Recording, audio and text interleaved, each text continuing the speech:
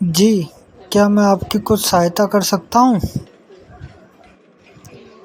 Yes, मुझे एक cup coffee चाहिए। ओके मैडम, कृपया आप वहाँ बैठ जाइए। ओह यार, ये राहुल कहाँ रह गया भाई? तुम कहाँ रह गए थे? मैं कैफ़े में तुम्हारा इंतज़ार कर रही थी। बॉस ने आज फिर काम ज़्यादा बता दिया था, इसलिए लेट हो गया था।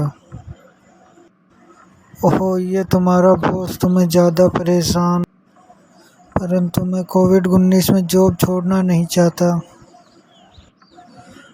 कोई बात नहीं, चलो खाना खा लो। कोई बात नहीं, नई जॉब मिलने पर तुम इस जॉब को छोड़ देना। ठीक है, चलो अब खाना खा लो। मैंने न्यूज़पेपर में देखा नई जॉब के लिए। चलो सो जाओ, अब मुझे बहुत नींद आ रही है। मैं आज थक गई ज़्यादा। Okay, good night.